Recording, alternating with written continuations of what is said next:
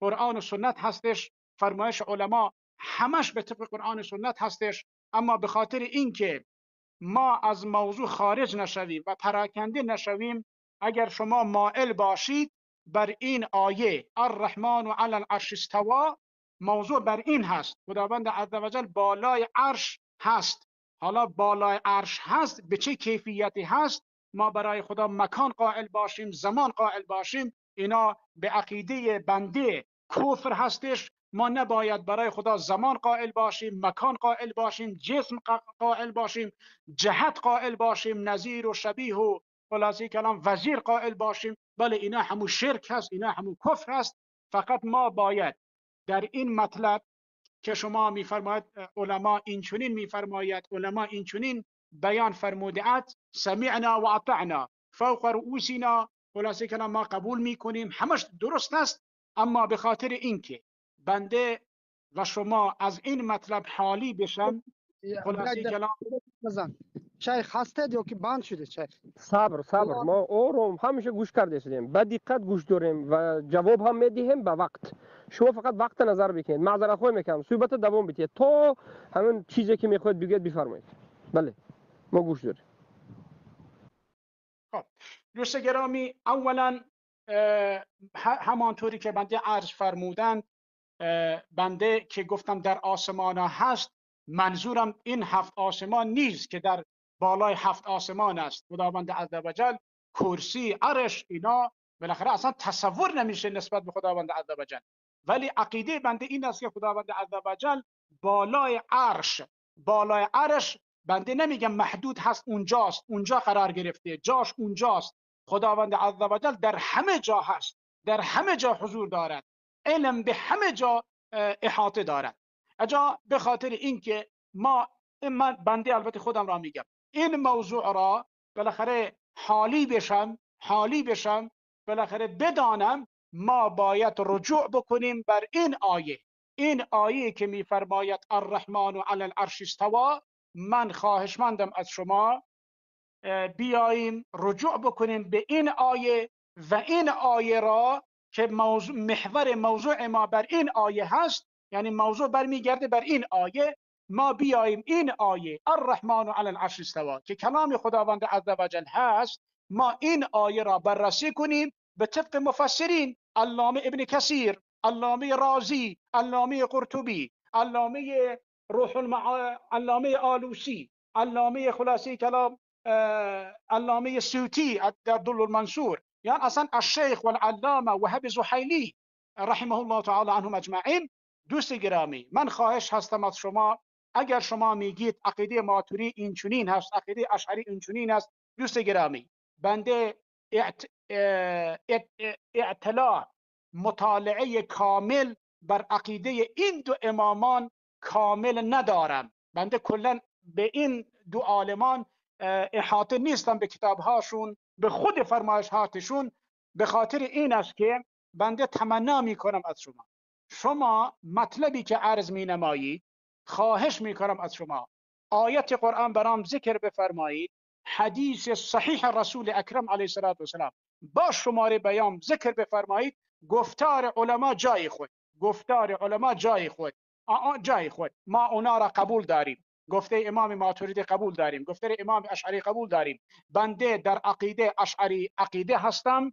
امام اشعری هر عقیده داشته باشد بنده آن عقیده را دارم. در فقه بنده مذهب امام شافعی هستم، هرچه امام شافعی بیفرمه سمعنا و اطعنا در احکام و در شریعت. اجا دوست گرامی، به خاطر اینکه ما زیاد اذیت نشیم، نه شما اذیت بشید نه بنده اذیت بشم، تمنا میکنم از شما برمیگردیم به قرآن و سنت. شما الان برام اثبات بکنید از قرآن و سنت که بنده خدای نکرده العیاذ بالله بنده کافر هستم، بنده بیدین هستم، بنده گمراه هستم، بنده مبتدعی هستم، بنده اهل بدعت هستم. به طبق قرآن قبل از اینکه موضوع را بعد از الرحمن علی العرش استوى بحث کنیم، لطفاً بحث الرحمن علی العرش را به طبق آیه و به طبق حدیث برام ثابت بفرمایید. ما موضوعای دیگر انشاءالله بحث میکنیم. السلام علیکم و رحمت الله.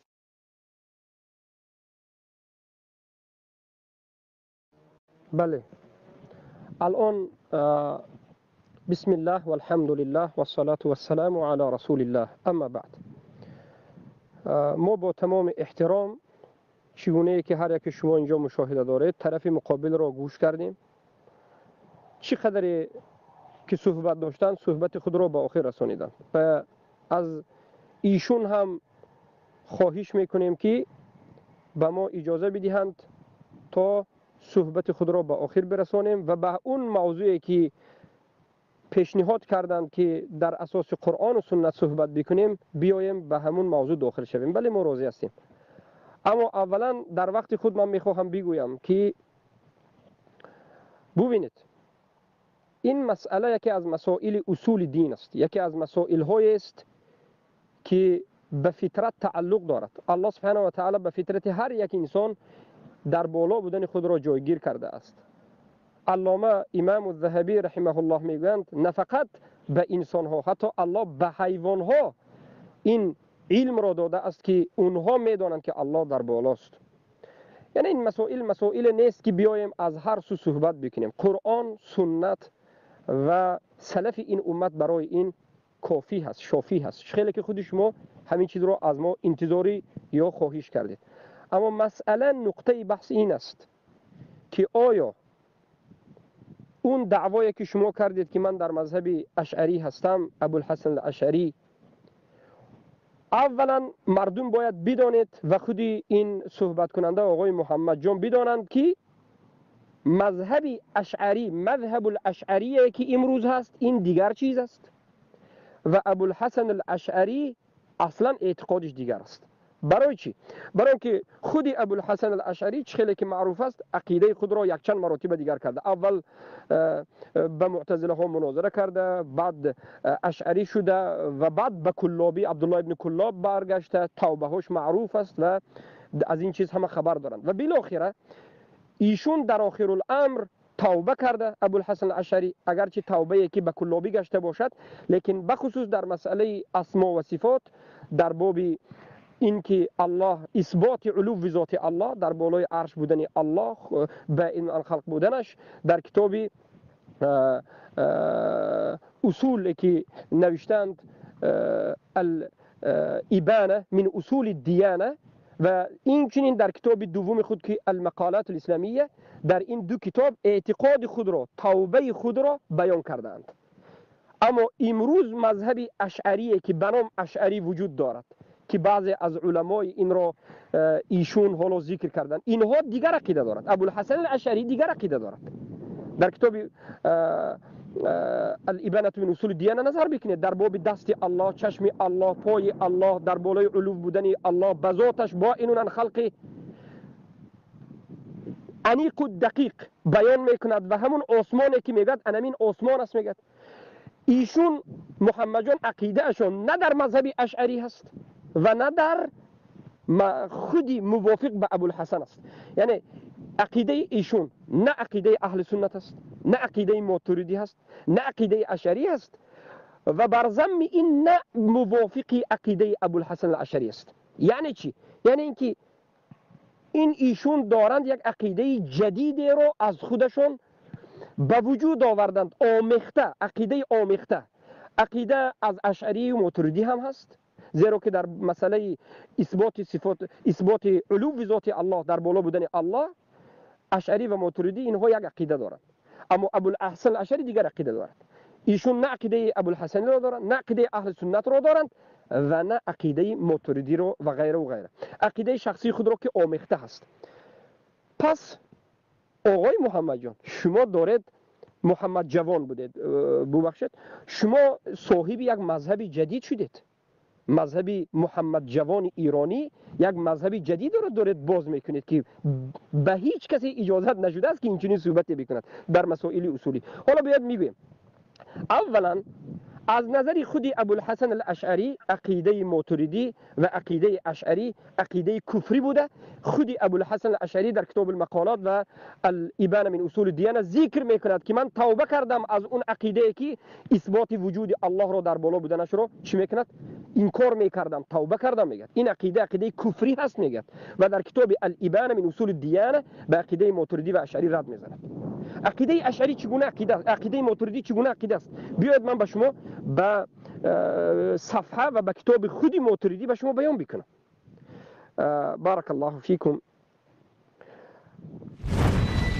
ابو الحسن الاشعری در تفسیر الماتریدی مجله ششم صفحه 514 میگوید که بالاخره الله سبحانه و تعالی نه در بالا نه در پایان در هیچ جای نیست.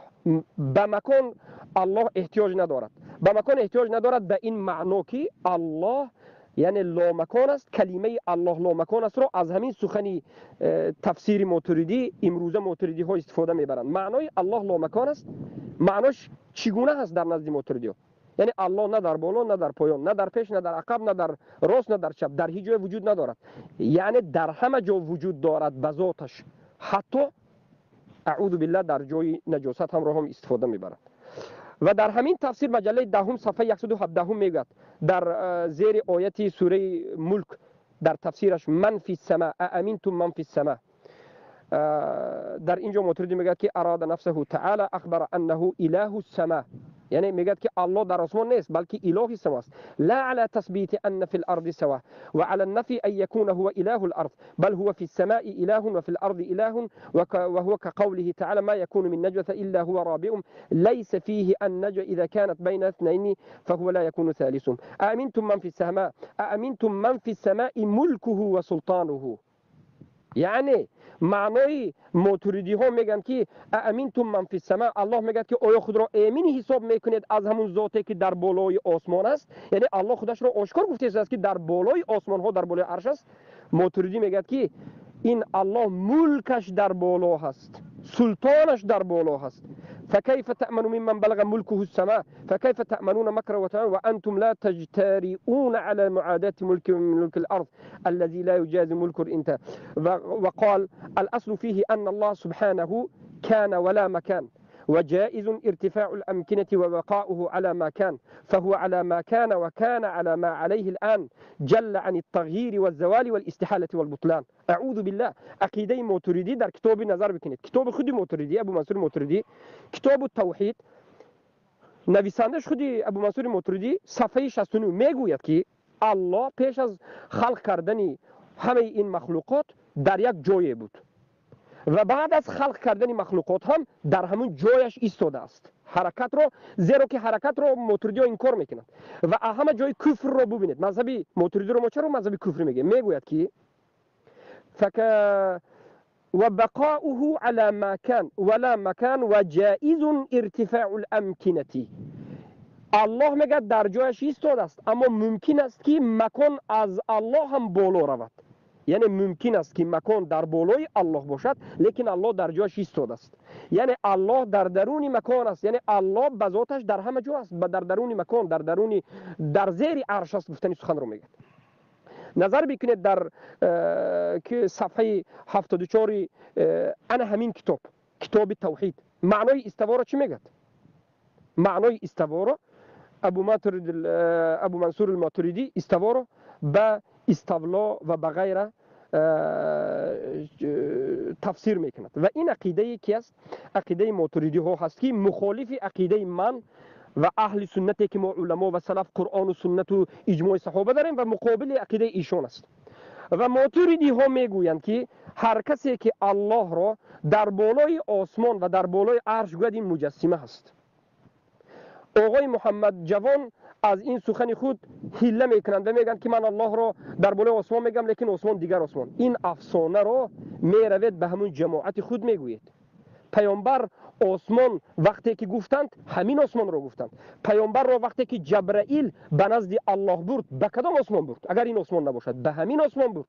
پیامبر وقتی که از معراج فرو آمدن به صحابگان چی گفتند؟ گفتند که من به آسمان برآمدم، اول فلسطین بیت المقدس، از اونجا به آسمان یکم، به آسمان دوم، به آسمان سوم، به آسمان هفتم رفتم و بعد از این کرسی شد و بعد از این آب، اول آب شد و بعد از این کرسی شد و بعد از این عرش شد و بعد از این الله است و من به سدرة المنتهی رفتم. این حدیث را چگونه شما شرح میدید اگر آسمان همین آسمان نباشد؟ الله المستعان. پیامبر وقتی که عثمان میگفتن همین عثمان رو میگفتن. در حدیث صحیحی که اومده است پیامبر صلی الله علیه و سلم گفتن که بین الارض و السماء الاولى 500 عام و بین السماء الاول و الثاني، هر یک آسمان گفتن در بالای همدیگر است، طبقه به طبقه، و بین هر یکی این 500 سالینه راه است. اگر شما بگویید که نه منظوری من این آسمان نیست دیگر آسمان است، این عقیده رو از کجا دریافتید؟ این عقیده بافته و ساخته خود شما هست. آیا مگر در دین جایز است که عقیده رو از پیش خود بافید؟ حالا که این مسئله است که پیامبر بیان کردند، پیامبر اشاره کردند، پیامبر برآمدند. شما چی ها میگویید؟ در دین الله مگر به علم و نصیحت کردن جزایش بد نیست که الله میگه و من تقول علینا بعض الاقاویل لاخذنا منه بالیمین. هر کسی که در حق ما سخنی را میگوید که ما نگفتیم، اعتقاد میکند که ما نگفتیم، حتما از پیشانیش میگیریم و جزای سختش میدیم. شما در دین الله یا به علم صحبت بکنید یا که صحبت نکنید، یا به علمونه برای به علم صحبت بکنید یا نکنید. زیرا که الله میگه ولا تقولوا علی الله ما لا تعلمون، نگوید در حق الله همون سخنی رو که نمیدونید. و ابن القیم الجوزی میگه به علمانه صحبت کردن در مسائل اصولی از گناه از شرک هم سخت‌تر و وزنین‌تر است. این یک نصیحت برای شما است. اما در مسئله ماتوریدی و ابوالحسن الاشعری و ماتوریدی میاد، ابوالحسن الاشعری رو به یک طرف میگذاریم. ابوالحسن الاشعری رحمه الله توبه کرده. مذهب اشعری و مذهب ماتوریدی وقتی که نمیشناسید که این مذهب چگونه مذهب است و این مذهب وقتی که نمیدانید که اهل سنت امام احمد ابن حنبل را مجسمه میگویند، هر کسی که الله را در بالای عرش بودنش را اثبات کند این را مجسمه کفر میکنند، پس چرا اومدید شما از مذهب ماتوریدی میخواهید دفاع بکنید و میخواهید که شما یک مذهب جدید را بیان بکنید که این گویا که اهل سنت هم اهل سنت هستند، ماتوریدی هم اهل سنت هستند؟ نه نه نه نه، هرگز. ولا تلبسوا الحق بالباطل، هرگز حق باطل در یک جا آمیخته نکنید. ما بدون یگان تحقیر، بدون یگان، ما حالا نگفتیم ماتوریدی کی است و حکمش چی است و اینا رو به یک طرف گذارید، لیکن ما میگیم که اعتقادی که ابو منصور ماتوریدی و ماتوریدی های امروزه و اشعری دارد در این باب باطله که به کفر درجهش رسیده است. و کفر رو کی گفته است؟ ما از علمایی که متقدمین هستند. ابن خزیمه در کتاب توحید میگوید من انکر ان الله سبحانه و تعالی فوق العرش فهو کافر و من لم یکفره فهو کافر. هر کسی که انکار بکند که الله در بالای عرش است کافر است و هر کسی که همین گفته رو دیده و دانسته تکفر نکرد کافر است. شما میگید که من این کسی نیستم اون کسی نیستم، ما هم هیچ کسی نیستیم، ما هم هیچ بزرگی نداریم، ما هم خود را به یگان اعلان یگان بزرگی نکردیم، لیکن مذهب ما همون مذهبی که سلف داشتند. ندین و دین ما، دینداری ما همون دینی هست که در زمان سلف دین بود و هر چیزی که در زمان سلف دین نبود دین ما نیست.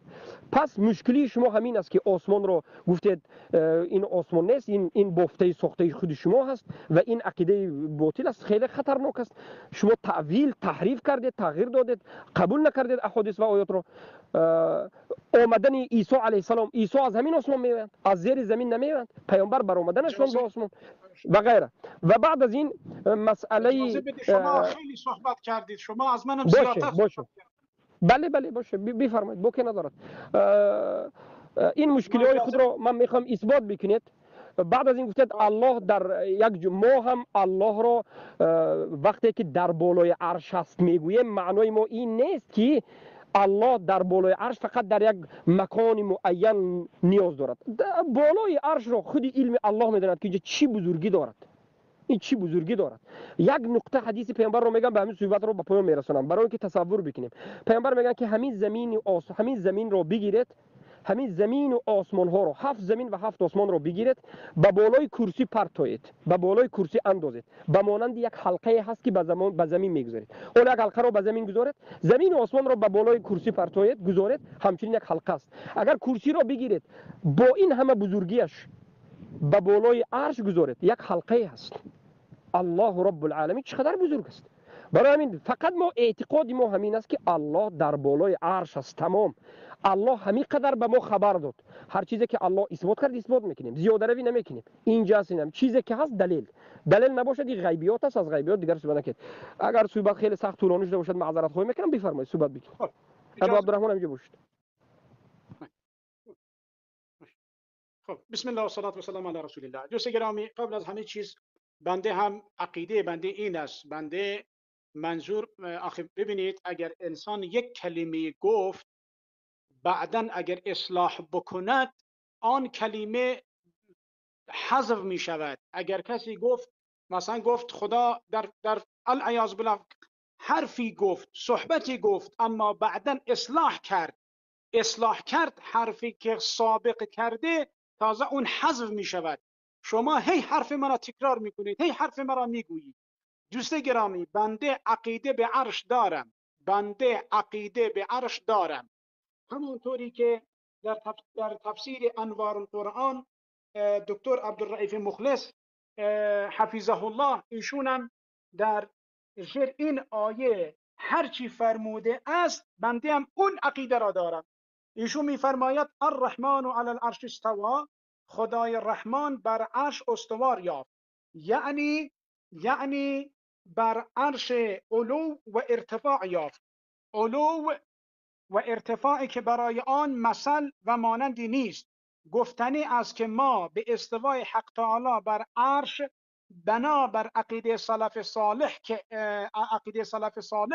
که ائمه چهارگان اهل سنت نیست از آن جمله اند ایمان داریم.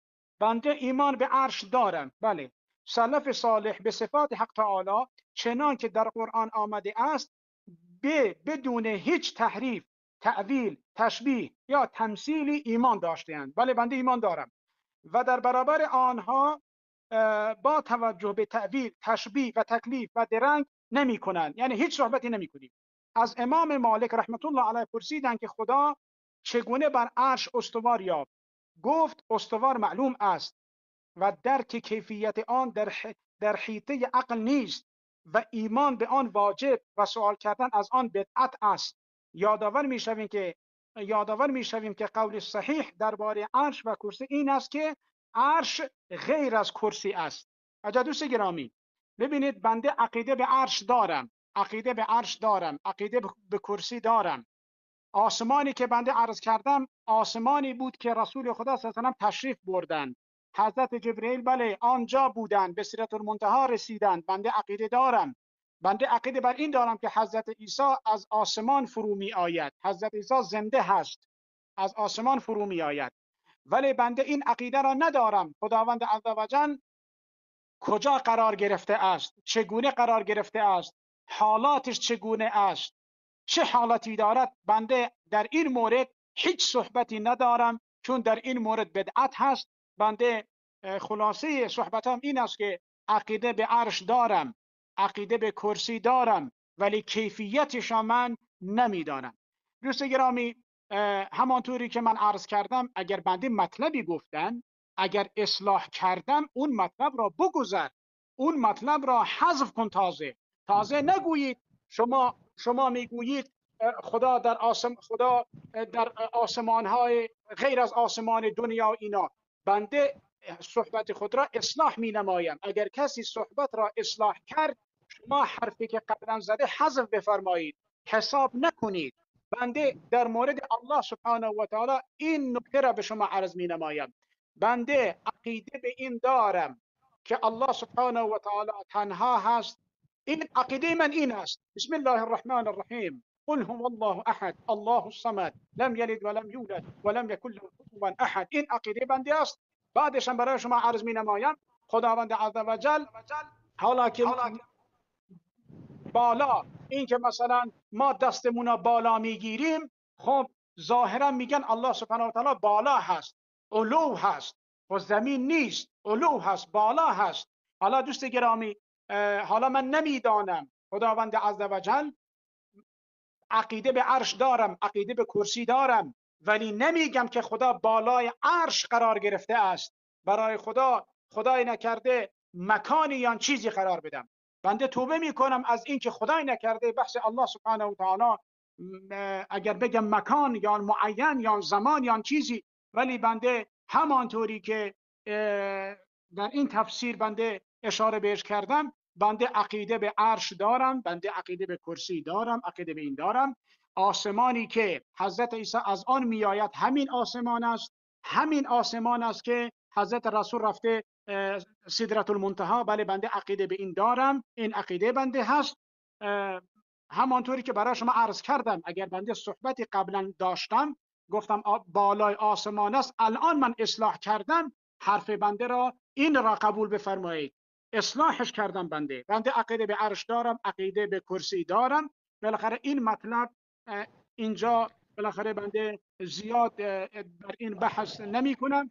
اگه شما بله یک با موضوع عرض دیگر معذرت را شما بله اگر ببینید موضوع دیگر را مطرح ببینید می بله موضوع دیگر رو صحبت میکنیم، زیرا شما صحبت قسم دو رو کردید، من هم میکنم نوبت خود را بعد از این با موضوع دیگر شروع میکنیم ان لیکن حالا یک سوال خیلی مختصری به شما دارم، این است که شما چی میگویید که شما گفتید اعتقاد دارم به عرش، به آسمانی، همین آسمان، به کرسی. سوال این است که آیا شما اعتقاد جازم دارید که الله به ذاتش در بالای عرش با این از خلقش است، جدا از خلقش است؟ البته الله احتیاج نیازمندی نه به عرش و نه به دیگر از مخلوقات ندارد، نیازمندی ندارد، لیکن الله آیا در بالای عرش به این مقصد که از همه چیز بالا هست یا نیست؟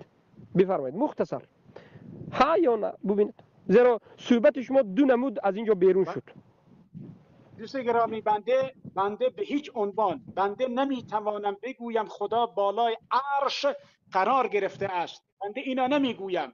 خداوند عزوجل یعنی صحبتی که بنده اینجا عرض می نمایم، این صحبت بنده عقیده خود بنده هست، عقیده علمای اسلام نیست، عقیده علمای اهل بله تصوف نیست.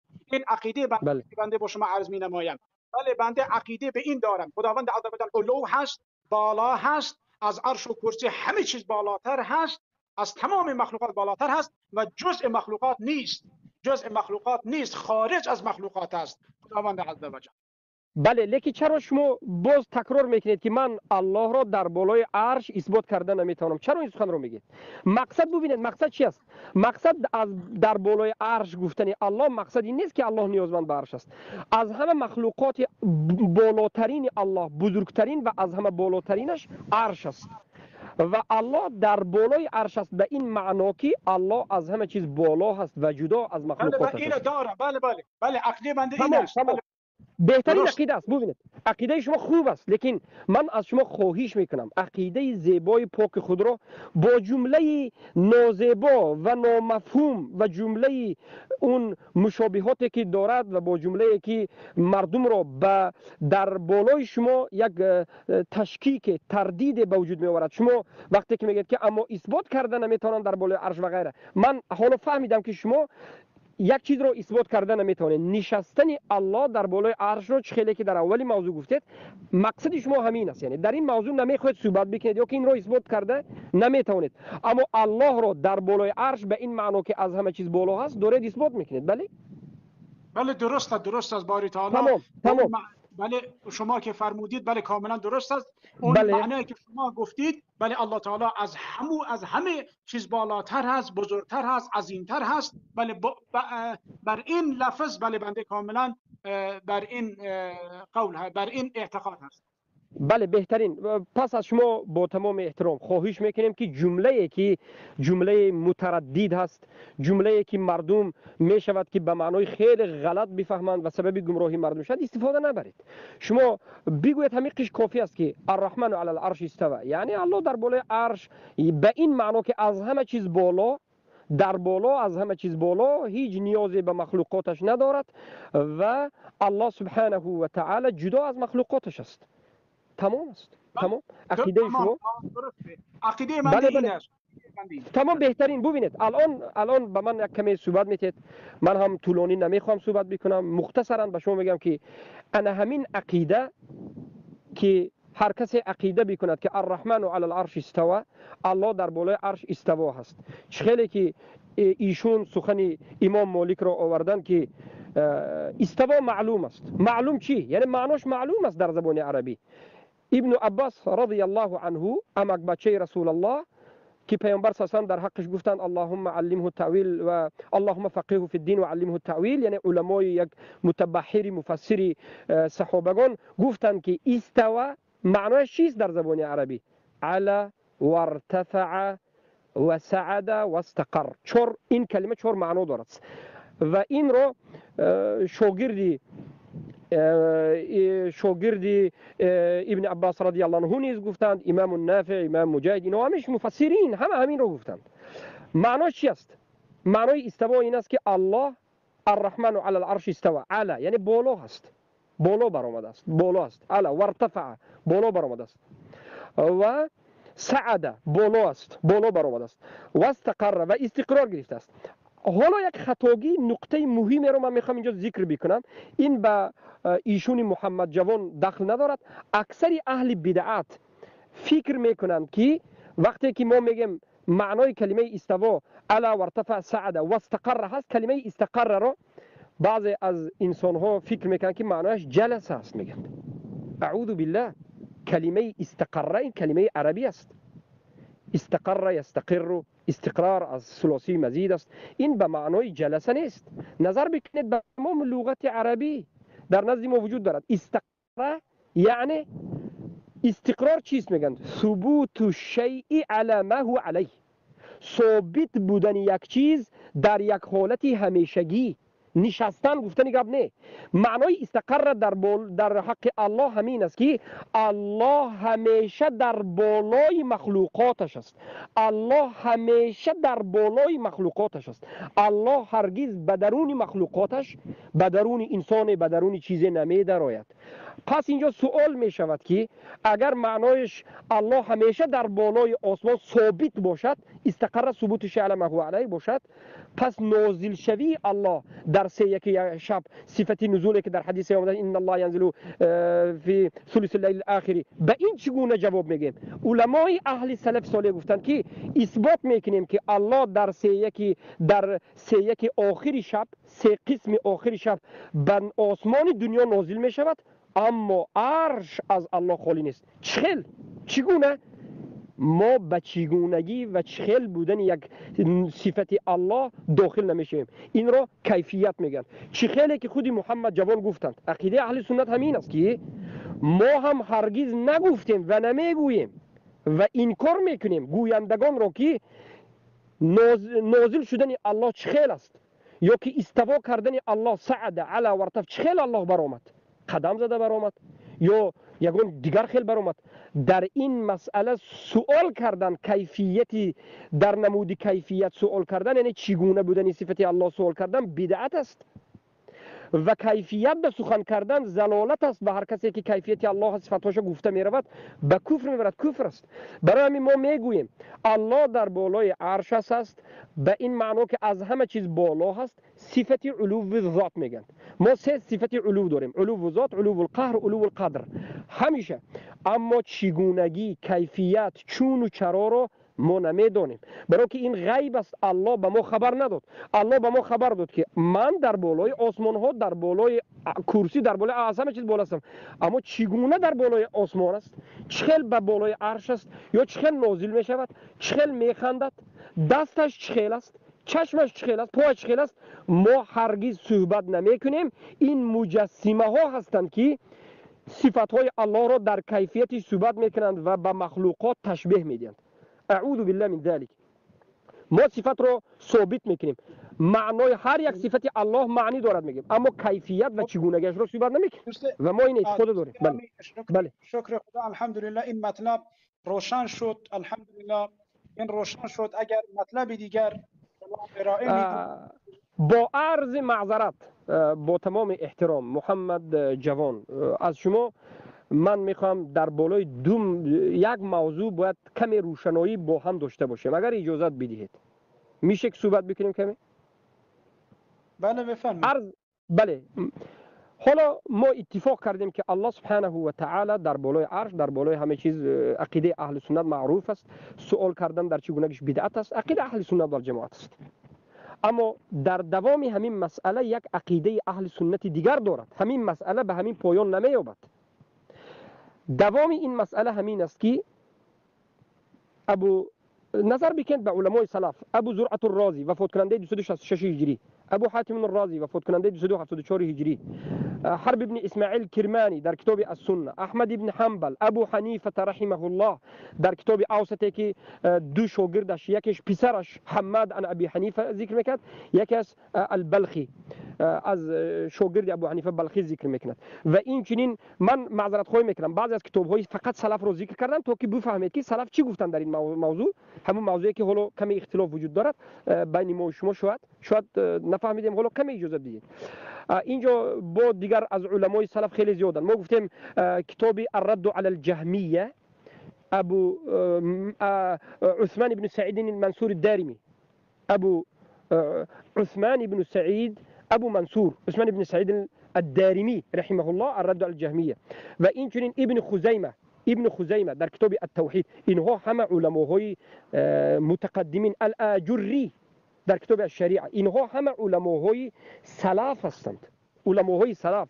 الطبری و غیره. الطبری در کتاب التبصیر فی معالم الدین ذکر میکنند که به اجماع همه صحابگان، تابعین و تبع التابعین، اعتقاد ما اهل سنت همین است که میگن هر کسی که در بالا بودن الله را، در بالای عرش بودن الله را انکار کرد و بعد از این باز اضافه کرد که الله در همه جا هست به ذاتش، این کفر صریح، کفر اکبری آشکار است. و هر کسی که همچنین عقیده را انکار نکند، کفر نداند، باطل نداند و انکار نکند، خودش به کفر واقع شده است. نظر بکنید بخصوص ابن خزیمه کتاب التوحید در باب اثبات عرش الله. دوست گرامی یک دقیقه نه ببینید، شما الله سبحانه و تعالی را که ما عرض کردیم، خدا را شما محدود به یک جا نکنید. الله سبحانه و تعالی محدود بر بالای، ما گفتیم بالای عرش، بالای کرسی، منظور عظمت و بزرگی الله سبحانه و تعالی است. و معنا این نیست که خدا یعنی خودش نیست، یعنی خودی الله. ببینید نه انا که صحبت رو دیگر کرد، یعنی بذاتش خودی الله، بذاتش خودش در کجا است؟ در بالای عرش است یا نیست؟ یا در همه جا است؟ شما اگر بگید الله سبحانه و تعالی در بالای عرش قرار گرفته است، شما الله را محدود بر یک جا میکنید. نه ما باری دیگر میگیم، ما به الله یگان مکان محدد رو ندادیم. ما گفتیم الله به ذاتش از همه چیز بالا هست. برای چی میدونید؟ برای که پیامبر صلی الله علیه و آله صبر بکنید، سببش رو بگم. برای که پیامبر صلی الله علیه و آله در حدیث صحیح میگن که این زمین هفتگانه و این آسمان هفتگانه، اراضین سبع و سماوات سبع، در نزد الله به مانند یک چیز خیلی هم کوچک است که مطویت بیمینه. روز قیامت الله به دستش به یمین میگد، همین مغجیم میکند، یک قبضه میکند میپرتد. الله سبحانه و تعالی اینقدر بزرگ است. عرش هم در نزد الله کوچک است، الله بزرگ است. منظور دست الله نیست. این عقیده باطل شما است. حالا به دست ما دست دارد میگیم. حالا ببینید الله به ذاتش در بالای عرش هست، یعنی خودش عظمتش، قدرتش این معروف است. عظمت قدرتش در بالای عرش بودنش این دیگر چیز است. الله در همه جا عظمت قدرت دارد.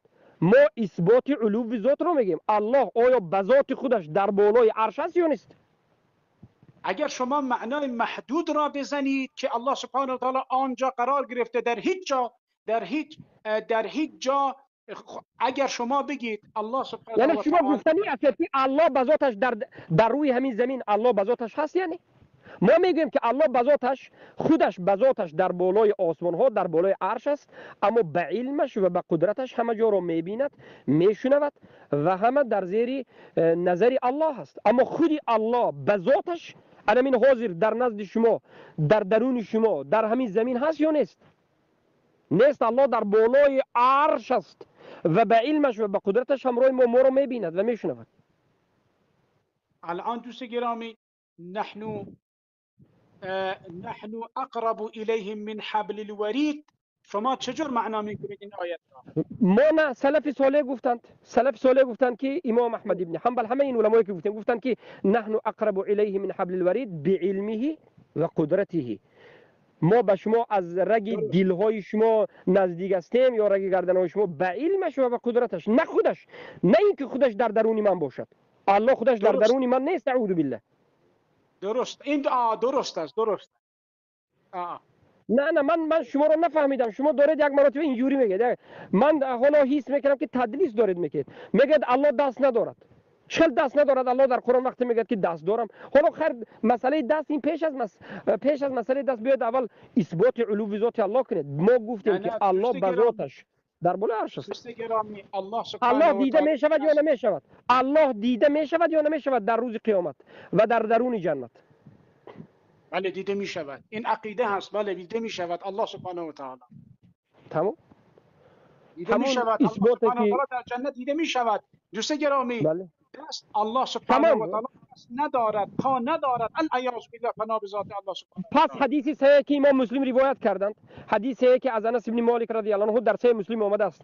در این مسئله چی میگه که میگن پیامبر صلی الله علیه و سلم ان الله یضع رجله او قدمه على النار فيقول امتلأت.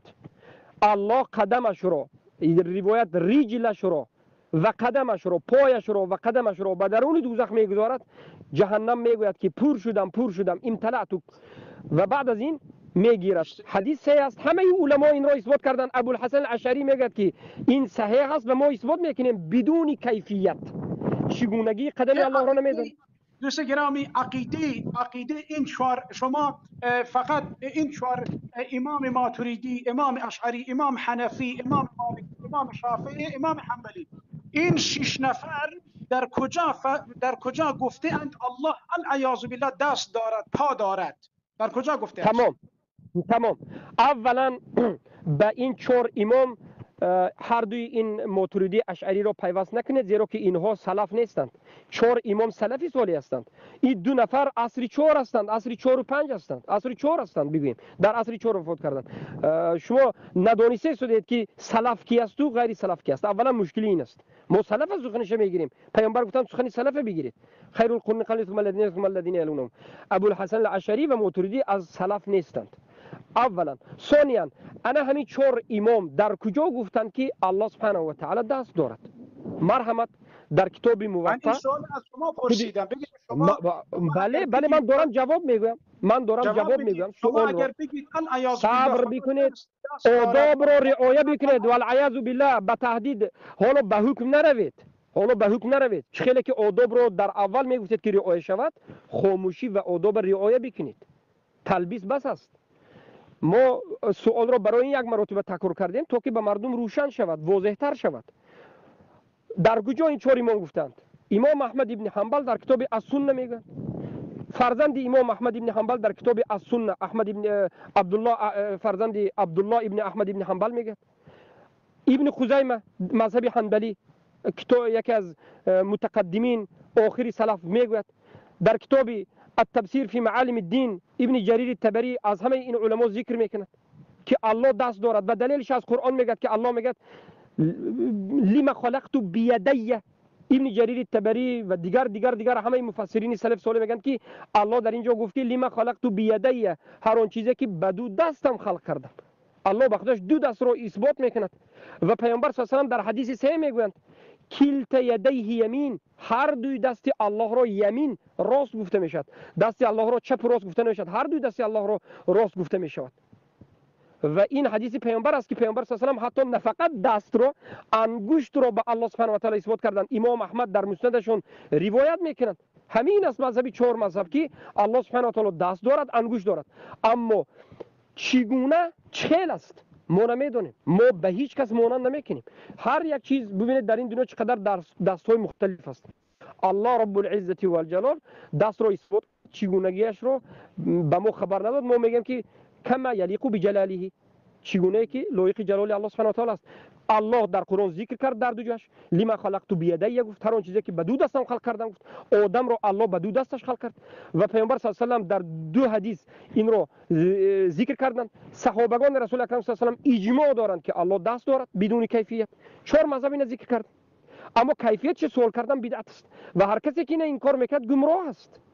خیلی که همه علمای سلف بمانند ابن خزیمه ببینید از همه علمای سلفی که در این موضوع کتاب نوشته عثمان ابن سعید المنصور الدارمی ابو منصور عثمان ابن سعید الدارمی در کتاب الرد على الجهمیه و دوما امام البخاری در کتاب الرد على الجهمیه خلق افعال العباد في الرد على الجهمیه والرافضه امام البخاری علمای سلف نوشته است در صحیح بخاری در این مسئله در تفسیرش شرحش ابن حجر اسقلانی این مسئله ذکر میکنه بالاخره همه قبول دارد بجز شما بجز اشعری عقیده ابوالحسن نه ابوالحسن در کتاب الابانه دست الله اثبات میکرد نظر بکنید کتاب الابانه را دارید که شاید بابی دست الله گفته چقدر آورده است نظر بکنید به کتاب بیهقی کتاب الصفاتی که دارد بیهقی دست الله اثبات میکند شما در کدام مذهب هستید ماتریدی کلامی یگان نمود حدیث و قرآن را قبول ندارد مذهبی باطلی که دست الله این کار میکند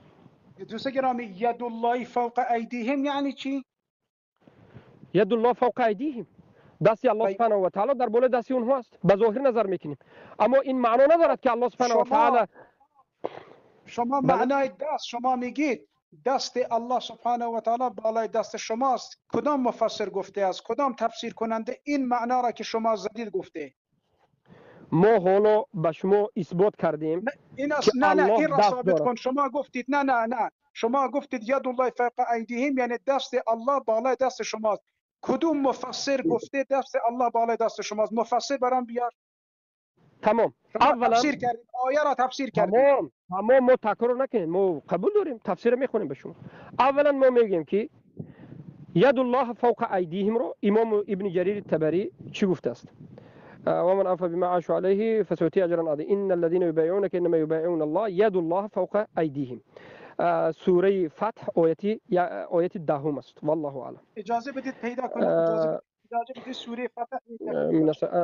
على ان لا عند لقاء العدو انما يبايعونك الله وزه ان الذين يبايعونك انما يبايعون الله يد الله فوق أيديهم سوره فتح آیه چند سوره فتح آیت دهم است یک دقیقه اجازه بدید یک دقیقه سوره فتح ببینم من اول فتح خب آیه 10 درست است بله خب شما الان شما ید اللهی را به دست معنا کردید کدام مفسر این را معنا کرده اند ما به این آیت دست الله را اثبات نکردیم به دیگر آیت اثبات کردیم نه دست نه شما باید این پاسخ را بدهید شما گفتید دست الله بالای دست شماست کدام مفسر فرموده اند ید اللهی یعنی دست الله بالای دست شماست ما ببینید ما اول گفتیم که اثبات دست الله سبحانه و تعالی را صفت یدین الله را ما در اساس دیگر آیت در اساس دیگر احادیث ذکر کردیم و این آیت را وقتی که شما سوال کردید ترجمه تحت اللفظی کردیم که این آیت را ما همچون حجت اثبات دست نآوردیم این آیت به موضوع ما ربط ندارد برای که ما دیگر آیت را آوردیم اگر شما بخواهید که دست الله را برای اثبات کردن کدام آیت را آوردیم آیتی که ما گفتیم لما خلقت بیدی رو به مرا نظر بکن اما در بالای این آیت علما صحبت های زیاد دارند بله علما هستند که به ظاهرش میگن خود ابن جریر طبری میگه که این آیت را علما دو نمود تفسیر کردند یک نمود ظاهر است دوم نمود قوت گفتند برای همین ما وقتی که دست الله را اثبات کردیم این آیت را ذکر نکردیم من دیگر آیت را ذکر کردم این آیت را ذکر نکردم این آیت را همچون شبه شما ذکر کردید من این آیت اگر معناش را علما بگن که معناش دیگر است هیچ ممکن ندارد من اما آیتی که من ذکر کردم و ما خلقت بیدی گفتم دوستان گرامی ببینید شما اولا تفسیر ابن کثیر نگاه کنید تفسیر علامه امام شوکانی نگاه کنید تفسیر المنیر علامه وهب زحیلی نگاه کنید دوستان گرامی اون معنایی که شما زدید درست نبود از خودتون زدید شما از خودتون زدید که بیا من الان با این خیلی باشد من ببینم تمام اگر اینجوری که بدون احترام و بدون ادب دارد صحبت میکنید احتیاط باشید که بی ادبی خوب نیست من بار دیگر به علمی به خود شما صحبت میکنم و میگویم که وقتی که من صفت دست الله را اثبات کردم این آیت را نآوردم حالا آوردن این آیت و معنیش رو دیگر گفتن خود شما به موضوع ربط ندارد. من دیگر آیت آوردم، این آیت رو به من شما آوردید و من گفتم که بله علما میگویند این معنی رو هم میگن و دیگر معنی رو هم میگن، زیرا که این مسئله است که علمای سلف دو سه صحبت های گفتند، اما آیتی که من برای اثبات دست الله آوردم دیگر آیت بود. همه شاهدن که من این آیت رو همچون حجت نوردم. برای همین از موضوع بیرون نشو، از موضوع بیرون نشوید. از موضوع بیرون شدن این باطل است. آیتی که من آوردم بیا به همون آیت نظر میکنیم. الان همون آیتی که من حجت آوردم لما خلقتو بیدیه، تفسیر این آیت رو چرا شما ببینید شما اصرار معذرت میخوام، البته بنده بی ادبی نکردم به شما.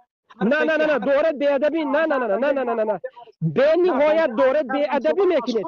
نه ببینید دارد بی ادبی. با وجود این که من اینقدر صبر کردم، اینقدر احترام کردم، این برادر رو گفتم خاموش نیست، من با احترام انمی بی ادبی شما این است که صحبت رو نمیگذارید که صحبت بکنم. یک بی ادبی دوم این است که اون آیتی رو که من برای اثبات دست الله نآوردم شما همون آیت رو ذکر میکنید و در اساس همون آیت میخواهید که دست الله رو انکار بکنید. اگر شما قلتی ادب خاموش باشید، اگر شما قلتی ادب نمی داشتید، اگر شما ادب می داشتید همون آیتی رو که من قرائت کردم شما همون رو در بالش صحبت میکردید. من این آیت رو همچون اثبات دست الله ذکر نکردم، اگر چی که ابوالحسن الاشعری این آیت رو ذکر کرده است. من دیگر آیت رو ذکر کردم، چرا در بالای آیتی من ذکر کردن نمیروید؟ خلقت بیدیه کدام آیه هست؟ خلقت بیدیه کدام آیه هست؟ خلقت نظر بیدیه بکنید. کدام آیه هست بگید. خدا شما خودتون به خاطر مرحمت. خلقت بیدیه کدام آیه هست بگید. میریم بر خود آیه که مرحمت. حالا میبینیم سوره صاد آیت 75. من حالا تفسیر تبری یکی از علمای سلف رو ذکر میکنم. الله سبحانه و تعالی میگه قال یا ابلیس ما منعك ان تسجد لما خلقت بيدي استكبرت ام كنت من العالين. قول في تعويل قول تعالى قال يا ابلیس آیت میگن بالاخره يقول تعالى ذكره قال الله لابلیس إذ لم يسجد لآدم وخالف أمره يا إبليس ما منعك أن تسجد. يقول أي شيء منعك من السجود. الله به شیطان میگه که تو را چی من کرد که سجده بکنی؟ لما خلقت بیدی. در اینجا ابن جریر میگه که یقول الله میگه لخلق یدی، هر آن چیزی که خلق کردم به دستم. يخبر سبحانه وتعالى ذكره بذلك أنه خلق آدم بيديه.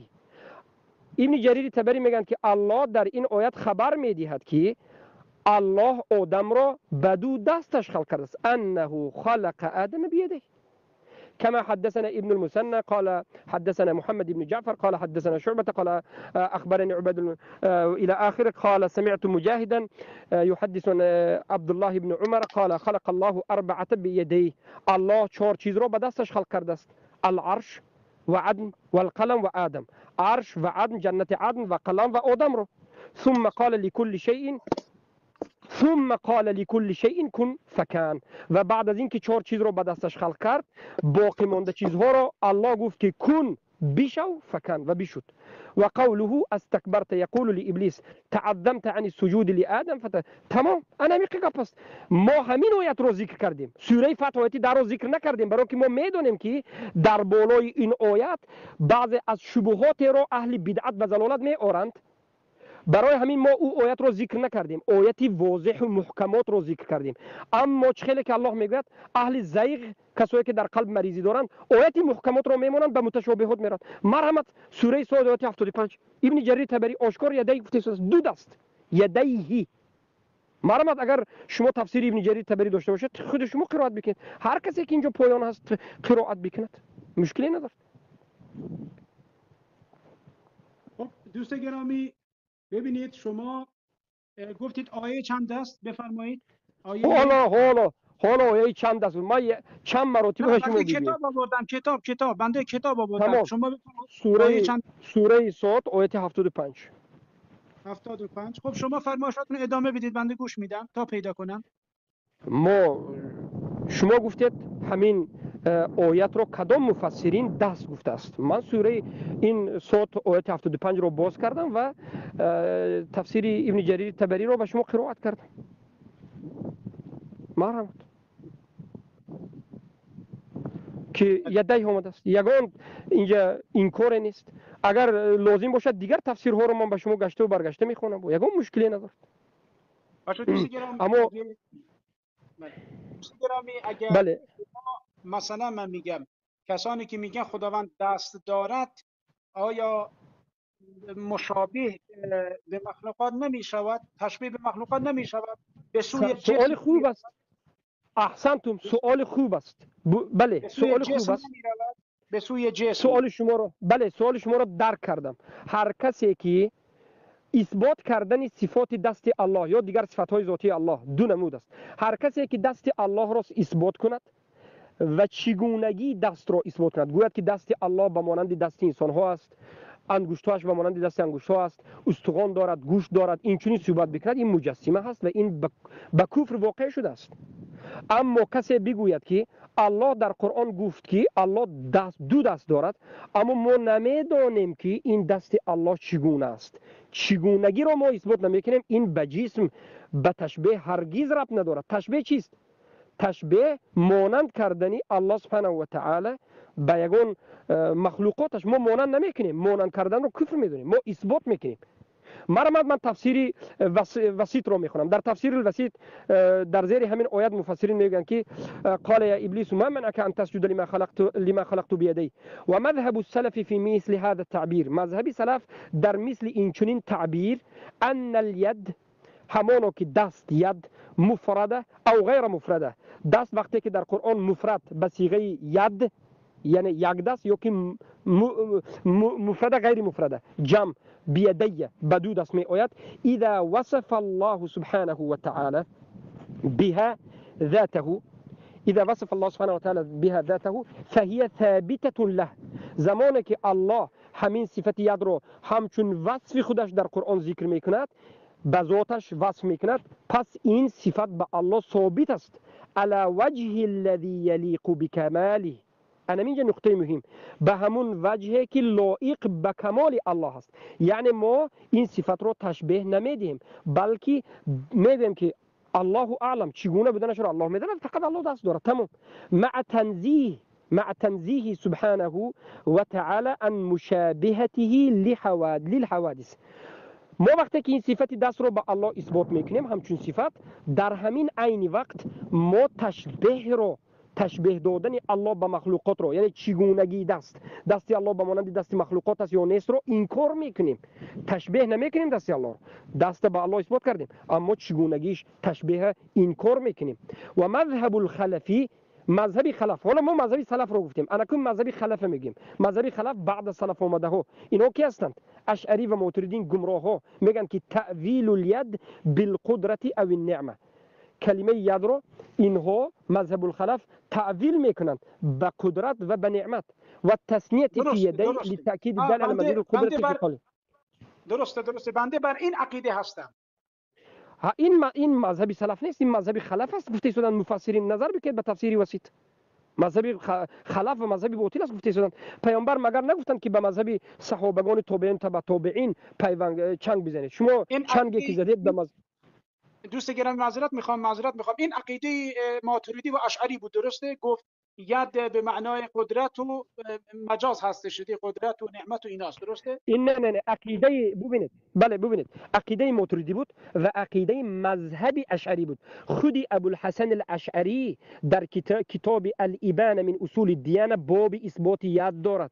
ابوالحسن الاشعری توبه کرده و ید الله، انگشت الله اثبات میکند. خواهش میکنم کتاب باز کنید، کتاب ابوالحسن الاشعری باز بکنید برادرها طالب علم ها. همین کتاب حالا من در کوچه هستم، در پارک، در یک بیرون، در دستم نه کتاب است نه چیزی است. هر کسی که دارد همین کتاب خواهش میکنم رسم بگیرید، سخن ابوالحسن الاشعری از کتاب الابانه من اصول الدیانه باب الید رو گذارید اینجا رسمش رو تا که ایشون ببینن.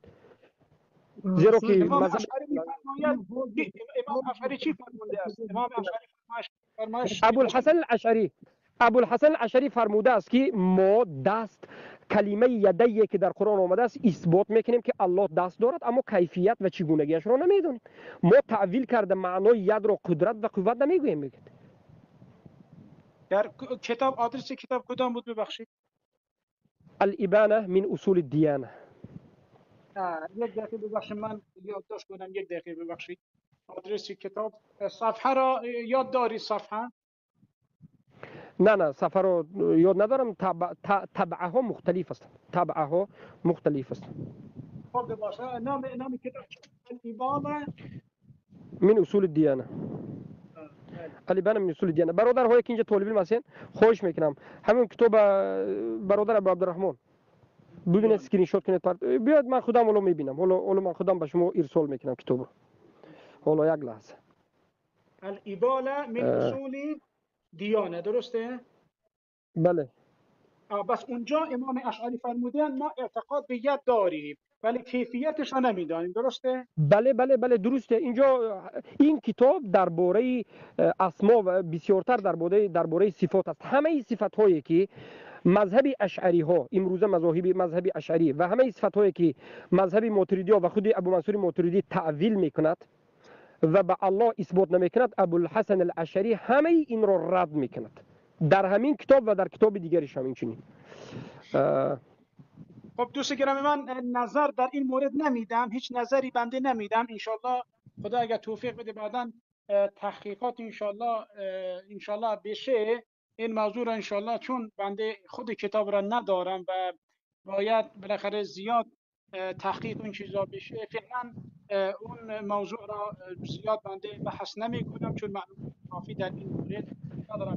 بهترین بیاید من فقط اجازت بدهید همین بیاید من همین لفظی سخن ابوالحسن الاشعری را بخونم. باشه؟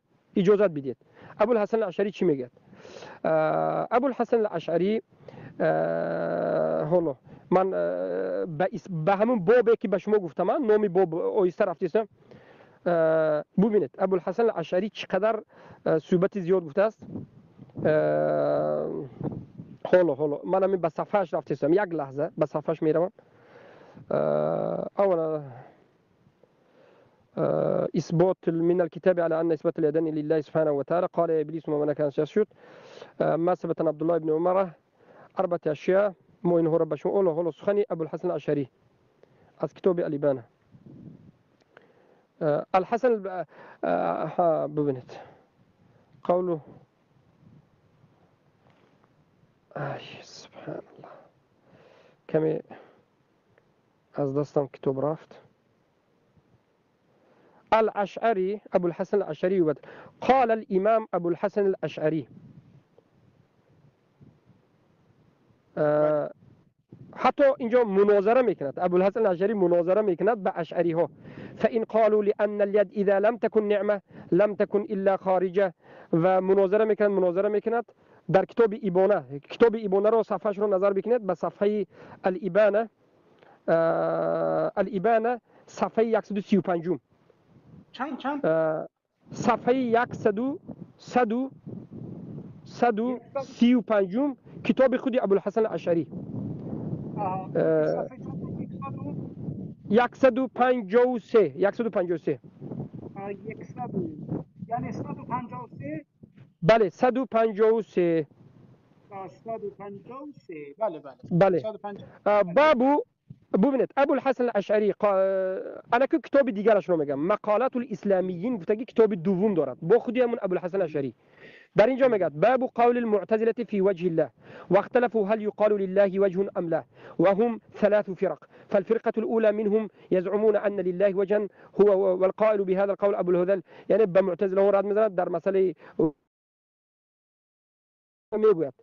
وقال في موضع آخر وقولهم في العين واليد وأجمعت المعتزلة بأسرها على إنكار العين واليد. معتزله ها هستند. ابوالحسن الاشعری میگوید که معتزله ها هستند که چشم الله، عین و دست الله را انکار میکنند. وافترقوا في ذلك على مقالتين. و خودشان معتزله ها در بین همین انکار به دو قسم اختلاف شدند. سبحان الله. فمنهم من أنكر أن يقال لله يدان، وأنكر أن قال أنه ذو عين وأن له عينين في معنى ذلك إلى أن اليد نعمة، وذهب في معنى ذلك إلى أن اليد نعمة، وذهب في معنى العين إلى أن، يعني معتزله ها یا قسمشون بالکل این کار میکردن، یا قسمشون میگفتن که معنای ید قدرت و نعمت. این مذهب معتزله ها است میگه. و در کتاب الابانه میگه خودشون معذرت میخوام، من خیلی که گفتم خودشون اثبات میکنن. میگه که قول عز ويبقى وجه ربك وانكروا ان له يدان مع قول سبحانه خلقته بيدي وانكروا. ببینید انکار کردند دست الله را در حالتی که الله میگه که الله دو دست دارد میگه. فهمیدید؟ در اینجا آشکار انکار اثبات کرده شده است. بارک الله فیکم. و در جای دیگر ببینید کلام ابوالحسن الاشعری میگه و ان له یدین بلا کیف، همانا که الله دو دست دارد بلا کیف، بدون کیفیت، یعنی بدون چون و چرا، چگونگی او را ما نمیدانیم، اما ما میگویم که دو دست دارد بلا کیف. كما قال تعالى خلقت بيدي، وكما قال بل يداه مبسوطتان. این آیت دوم است. آیت دوم دلیل میگیریم بلکه دو دست الله باز است. و ان له عینین، و همانا که الله دو چشم دارد بلا کیف، بدون چون و چرا، چگونه که الله کما قال تجری باعیننا، سوره قمر آیت 14. و ان له وجها، همانا که الله وجه دارد، روی دارد، کما قال و یبقى وجه ربک ذو الجلال والاکرام. مرحبا نظر بکید به کتاب الابانه، چخیلی که ما کمی پیشتر به شما بیان کردیم. و این سخنی که ما گفتیم در کتاب الابانه از ابوالحسن الاشعری ثابت شده است. بارک الله فیکم. بالاخره ممنونم. انشالله بنده هم یک ببینید این سخنی که ما خوندیم در کتاب الابانه صفحه 125 است. خواهش میکنم نظر بکنید. بله. حالا دوست گرامی این موضوع بالاخره هرچند بنده تخصص در کلام ندارم، چون علم کلام بنده اطلاع کامل ندارم. اگه شما اجازه بفرمایید یک سوال از شما میپرسم. بفرمایید.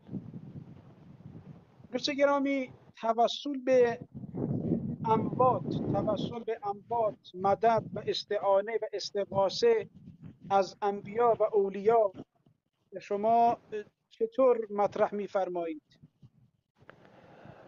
استغاثه به معنای این که طلب کمک، طلب امداد از انبیا و اولیا. بله بله. کسی مثلا مدد یا رسول الله، مدد یا انبیا الله بگوید، یا برود سر مرقد از آنها طلب دعا بخواهد.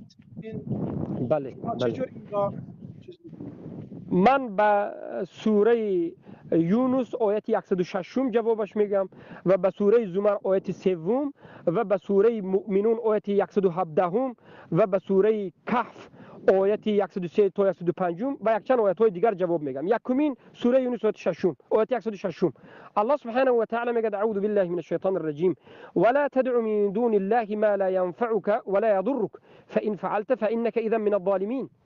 دعا نکن هر کسی را که به تو فایده و ضرر رسانیده نمیتواند، و همون زمانی که همچنین کردی، یعنی مرده ها را یا کسی دیگری که به تو ضرر یا فایده رسانیده نمیتواند از او طلب مدد یا کمک کردی، فإنک اذا من الظالمین، پس تو از جمله ظالمان هستی. ابن جریر طبری میگویند، صبر بکن، ابن جریر طبری میگویند شما مرده گفتی، در کجا اونجا مرده گفته؟ شما تدعو را به معنا دعا معنا کردید و غیر را به معنا مرده معنا کردید. این در کجا آمده است؟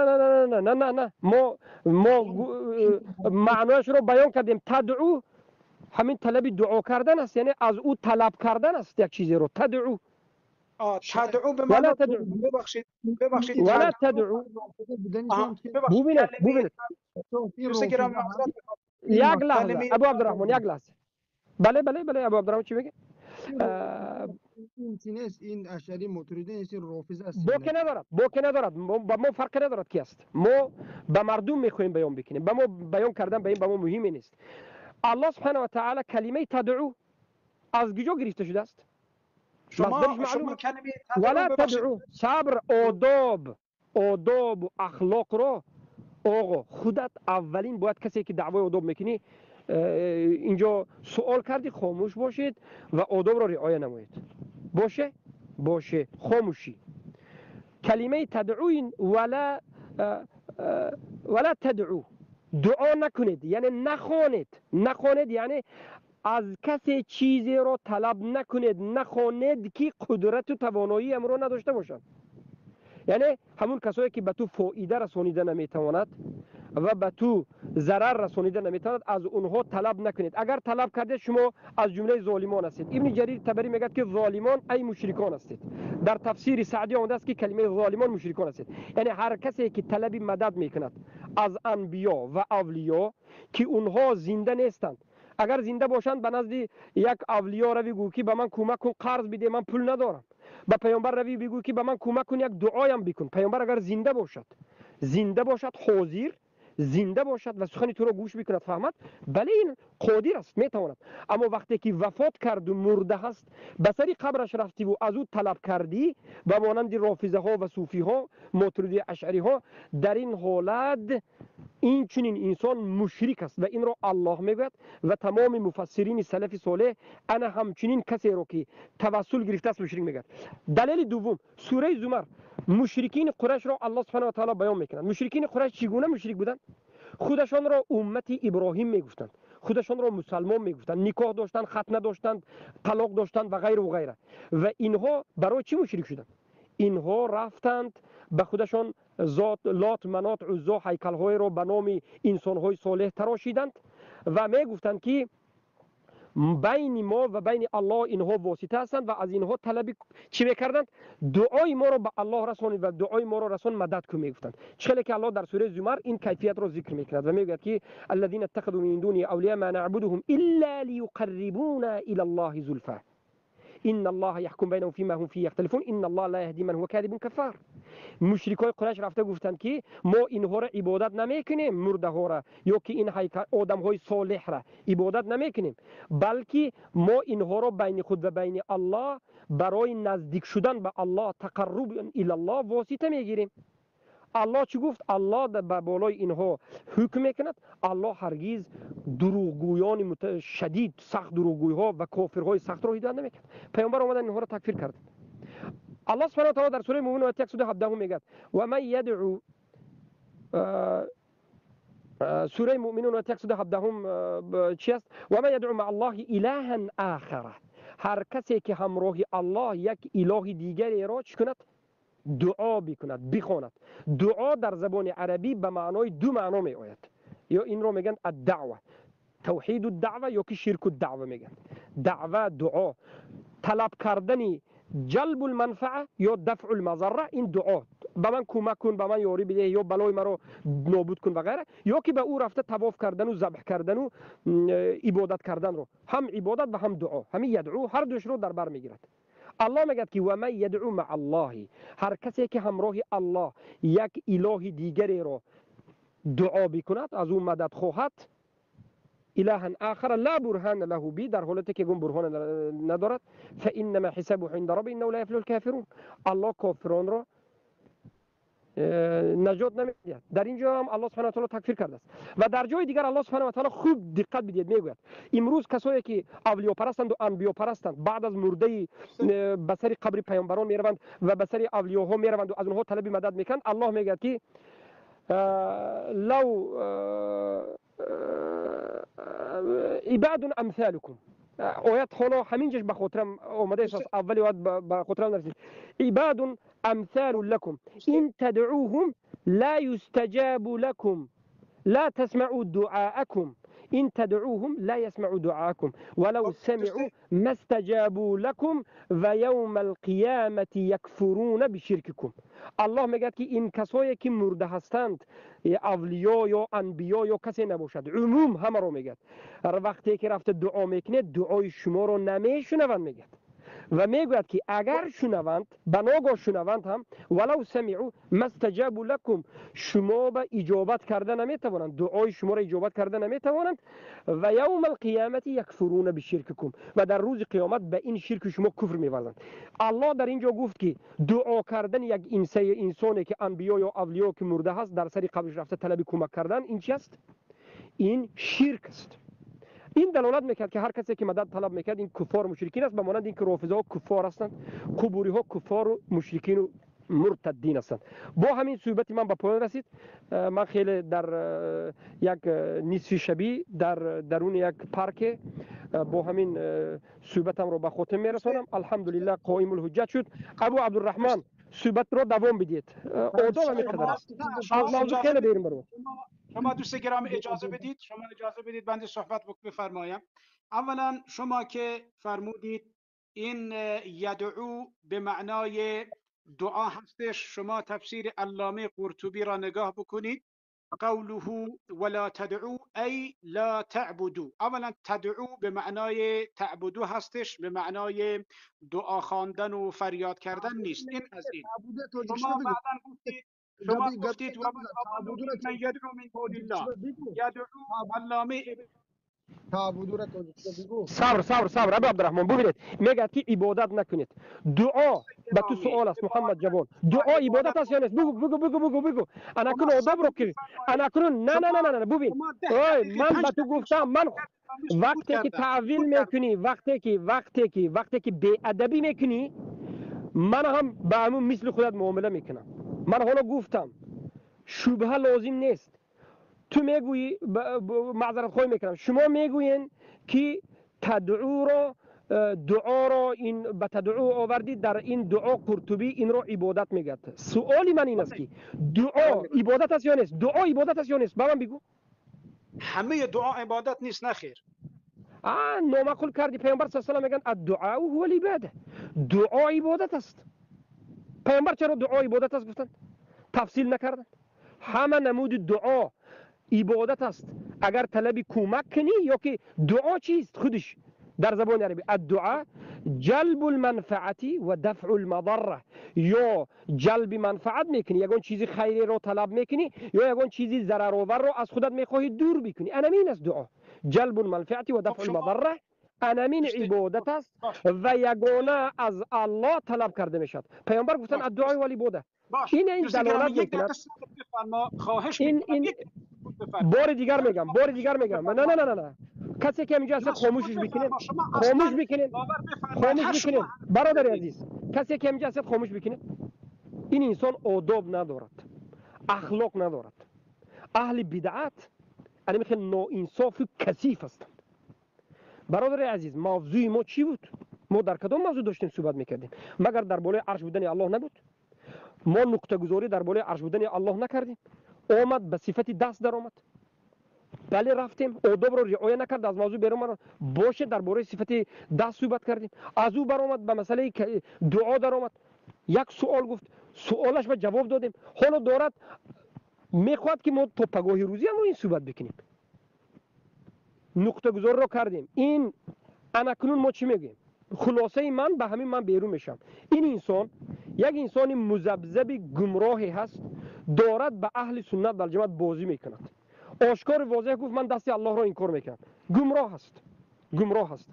اون عقیده که در بالای عرش الله دارد حالا به آخر نرسید. این به این معناش رو میگوید که الله در بالای عرش به عظمتش میگوید، یعنی عظمت بزرگی الله اثبات کرده. ذات خودی الله رو در بالا بودنش رو باز به این طرف اون طرف کشونده شده است. برای ما میگیم یک مذبذبی گمراهی که جاهلی که نه مذهب اهل سنت رو با خبر است، نه مذهب ماتریدی رو با خبر است، نه مذهب اشعری رو با خبر است. والله اعلم کدام یا جاهل است یا کدام رافضه بیش نیست. آداب میگد. آداب چی است؟ آداب از یک موضوع بیرون نشدن است. همیشه میگد که شما به من وقت ندادید، ما به خودت خود تماشدن وقت دادید. برای همین صحبت من به پایان رسید. من هر اون چیزی که میخواستم صحبت بکنم صحبت کردم. یک گمراه بیش نیست، باید توبه بکند. والسلام على من اتبع الهدى. برادر عبدالرحمن خودت شما صحبت بکنید اگر صحبت من کردن بخواد. شما من از قرطبی این روز در دینداری ما، در حجت آوردن ما، ذره به حجت آوردن ما رو بر رو شده نمیتوانند. مقابل حجت ما یگان مراتب اهل بدعت رو دیدید که حجت بیارد. ما وقتی که در یک مسئله قرآن سنت سلف میگیم، یگان مراتب دیدید که اونها هم قرآن سنت سلف گفته باشند. فقط شبهه میکوند، فقط راه گریز، فقط کلام. لااقل امام های خودشان نمیدانند. این حالت این انسان نیست. همه اهل بدعت همچنین است.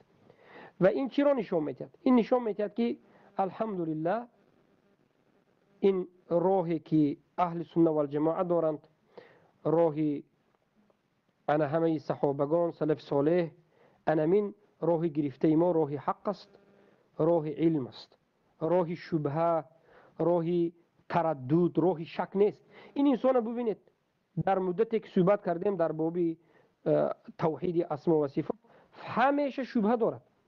اگر که من خبر ندارم میفهمم نمیفهمم شبهه. ما میگیم هر کسی که در دین شبهه دارد متردد است، کافر است.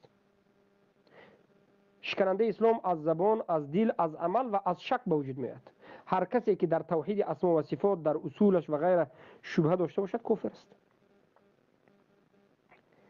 ما های اهل بدعت رو همیشه همچنین میبینیم که نه خیرخواه برای خودشان، نه خیرخواه برای دیگرها. به هیچ کسی خیرخواه نیستند. لااقل خودشان رو از عذاب جهنم نجات نمیدهند. چگونه اینها خودشان رو اهل بدعت نجات بدهند؟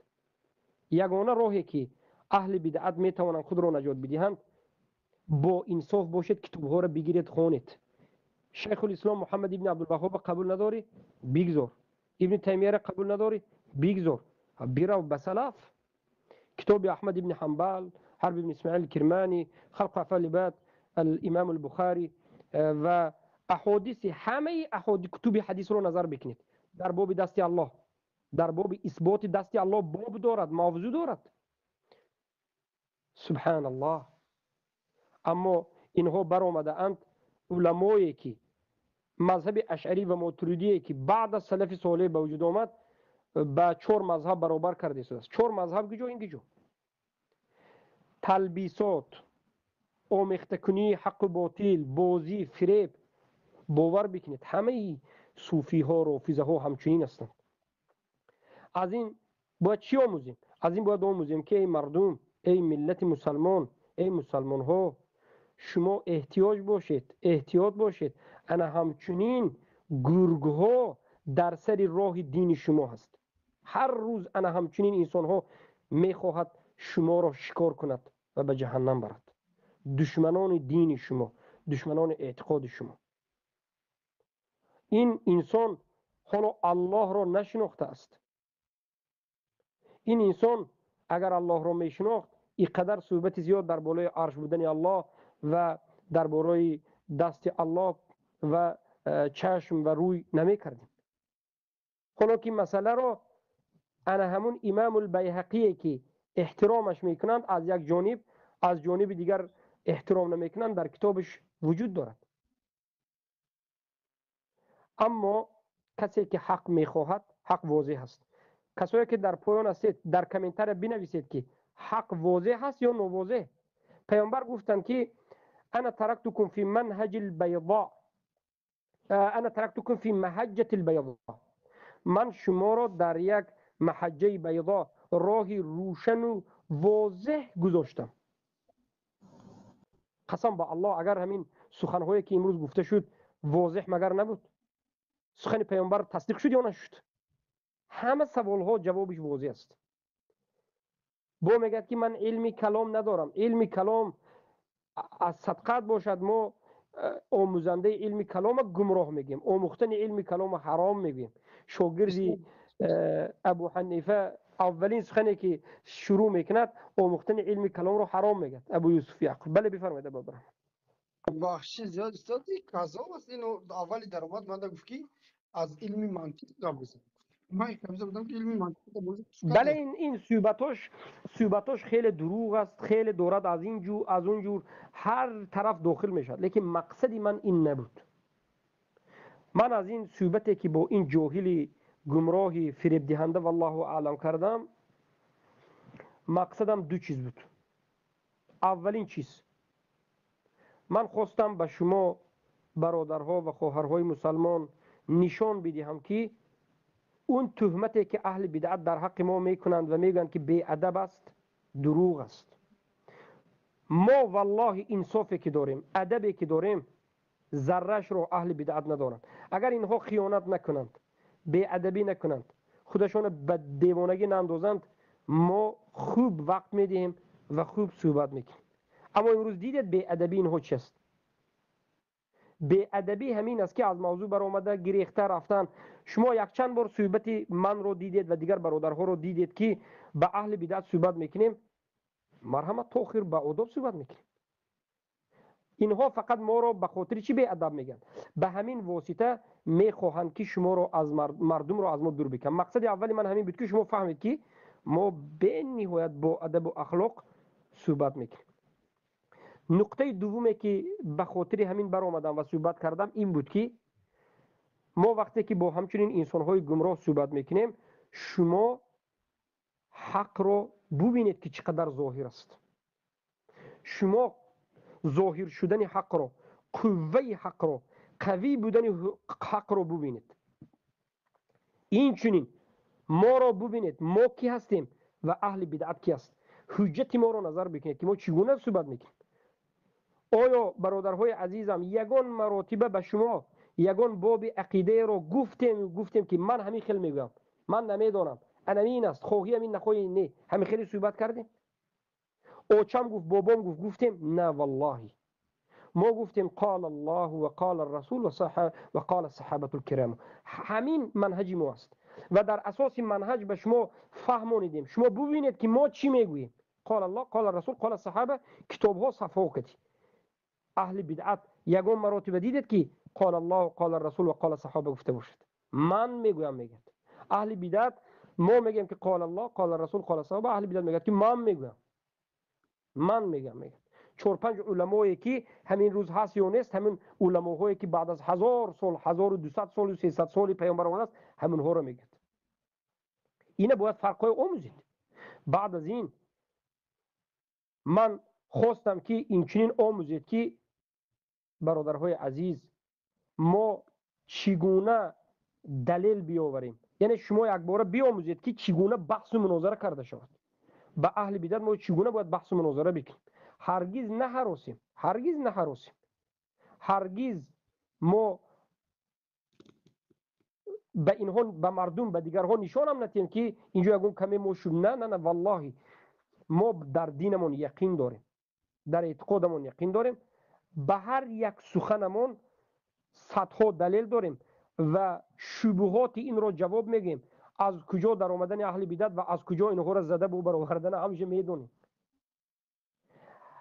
و آخرین نکته که من میخوام شما بفهمید این است که شما باید بدونید که انا میروز آموزید که دین ما در اساس قرآن و سنت و فهم سلف است، در اساس علم است،